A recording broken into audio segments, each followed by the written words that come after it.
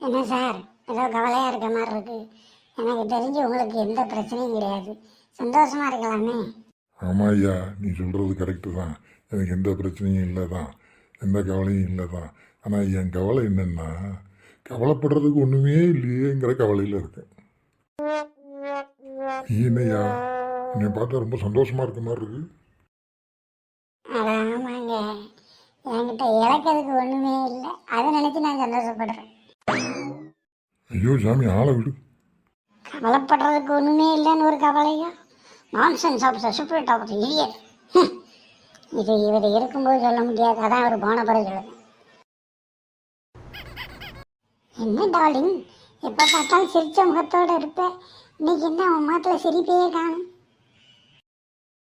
என்னைக்கு நான் உங்களுக்கு கழுத்தை நீட்டணும் அன்னையில இருந்து எனக்கு சிரிப்பே மறந்து போச்சு. இப்போ என்ன பிரச்சனை உனக்கு? பிரச்சனையே நீங்கள் தானே, அது தெரியாமல் என்கிட்ட கேள்வி கேட்க. ஓ, நீ ஆசைப்பட்டு கேட்டதை நான் வாங்கி தராம டிலே பண்றேனே, அதானே? அதே தான். ம், எப்போ வாங்கி தருவீங்க? எப்போ வேணாலும். நான் எப்போன்னு கேட்கேன். எப்போ வேணாலும் சொல்லிட்டோம்ல. எனக்கு கொஞ்சம் வேலை இருக்கு, நான் வெளியே கிளம்பி போகிறேன். எனக்கு பிடிச்ச கேள்வி கேட்டால் தறி கட்டு ஓடிடுறது. ராத்திரி தானே வரணும்ல. குட்டி பொண்ணே, குட்டி பொண்ணே, என்ன சொல்லுங்கள். என்னம்மா வந்தால வான்னு கேட்காம என்ன சொல்லுங்கங்க? எப்போவாது வாரவங்கள வாங்க போங்கன்னு கேட்கலாம். நீங்கள் தான் எப்பவும் வர ஆளாச்சா, அப்புறம் என்ன? ஆஹா, ஒரு வீட்டுக்கு ஓயாமல் வரக்கூடாதுங்கிறது எனக்கு இதுலேருந்து தெரியுதுமா. தெரியுதுல்ல, கிளம்ப வேண்டியதானே. இனி உன் வீட்டு பக்கம் நான் தலை வச்சு படுக்க மாட்டேன். இப்போ கால் வச்சு படுங்க. ஆத்தாடி, என்னம்மா கண்ணு, சௌக்கியமா? சௌகரியத்துக்கெல்லாம் ஒன்றும் குறைச்சல் இல்லை. உனக்கு என்னப்பா, எல்லாம் லைஃப்பில் கரெக்டாக நடந்துச்சு. பெரிய இடத்துல பொண்ணு கட்டியிருக்க. நீ நினச்சா போதும் உன் முன்னாடி செஞ்சு கொடுக்கறதுக்கு இருக்கா.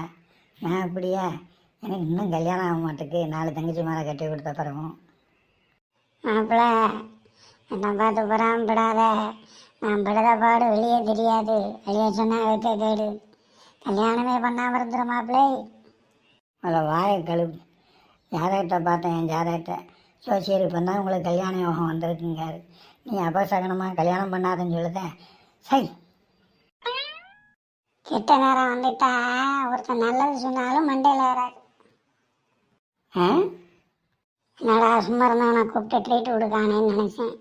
அதோட அர்த்தம் இதானா? என்னவும் கல்யாணம் பண்ணி எப்படியும் போடா, என்னையும் விட்டுரு. Jealousy, open jealousy. என்ன நந்தகோபால் என்ற நந்து, எப்படி இருக்கேன்?